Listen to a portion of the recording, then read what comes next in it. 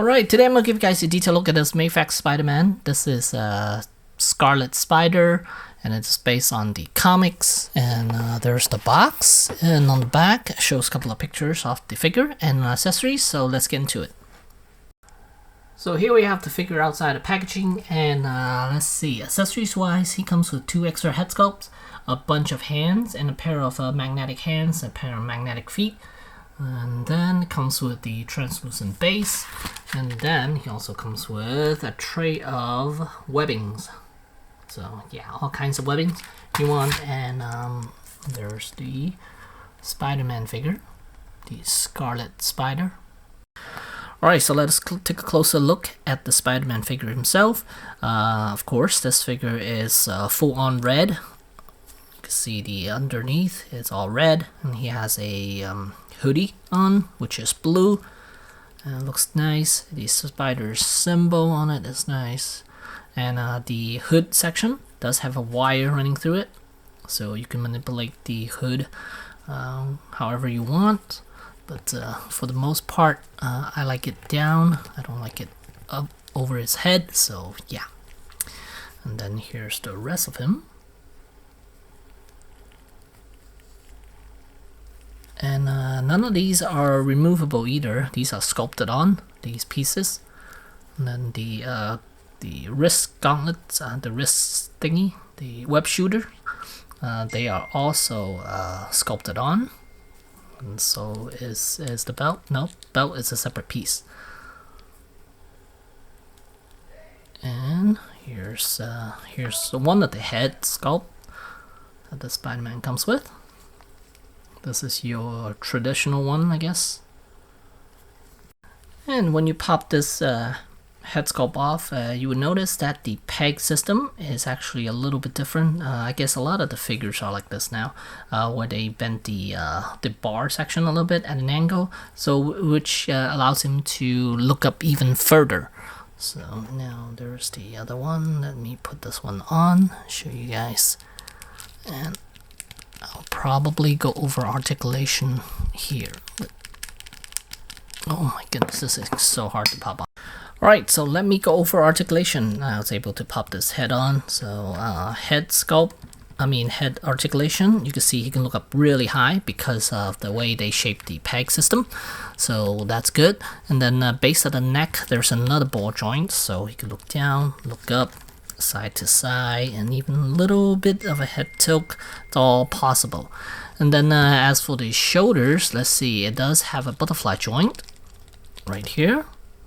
It's kind of hard to see. Let me zoom in a little bit to show you guys. So there's the butterfly joint. The arms could swing out about that much, and of course it could rotate 360. And then bicep does have rotation right there, and then elbows are double jointed. So it can give you a little past 9 degrees, about, yeah, not all the way, oh, actually you can fold it all the way in, so that is nice.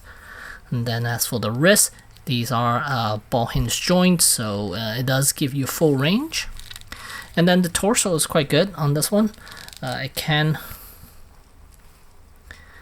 arch back and do crunch, so that is good. And then these legs, nicely done. The ball joint here is quite stiff. I like that. And then it does have the option of raising and lowering the legs, so it gives you about that much of a range to lower it. And then you could rotate, and then there's also thigh rotation. I'm gonna have to use auto. It's right up on here. Focus that. So right up on here, so you can see that rotation right there. And then the knees could bend all the way through, and then ankles are on ball hinge joints, and the toes articulation as well.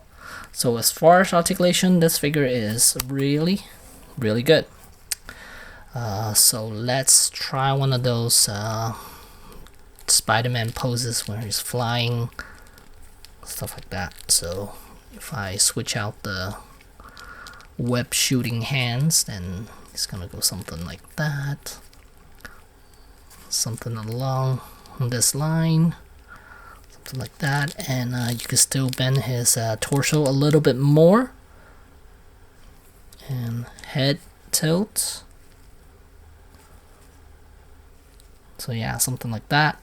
And of course, he could do kneeling poses quite well, I would imagine.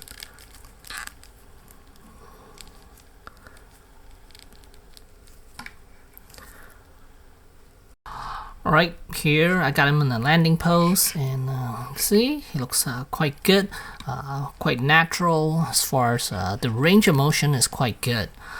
So you give him all types of poses, which your Spider-Man should be able to do.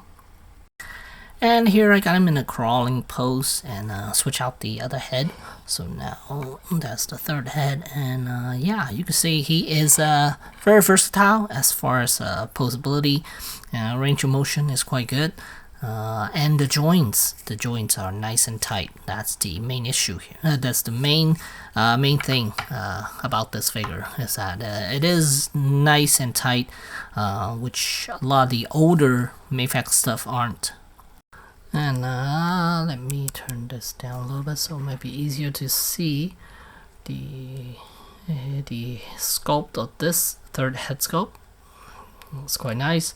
It's got a little bit of an angry look to him. Yeah, so that is that.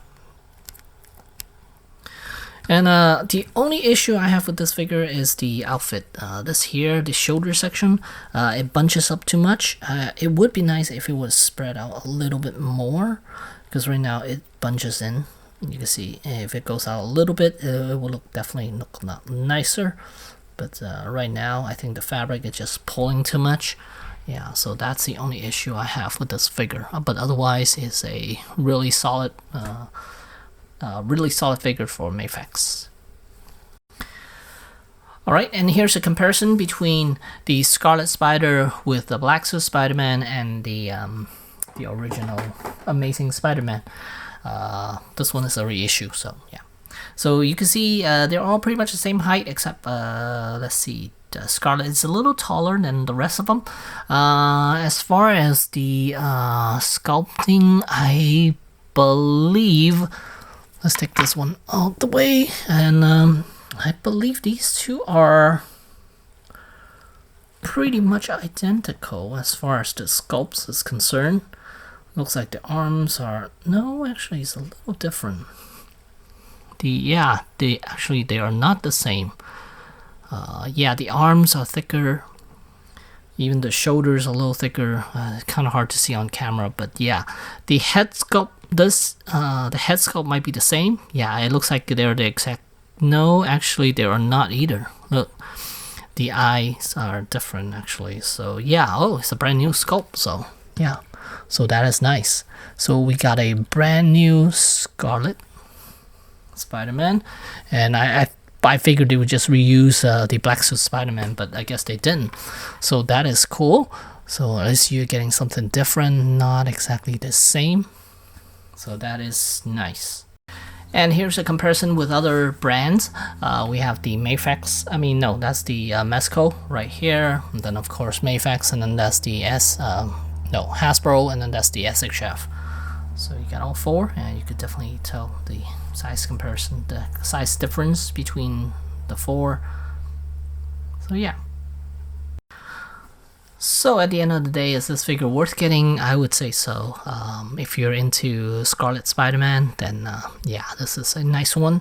But it is on the pricey side. It's gonna set you back about $100.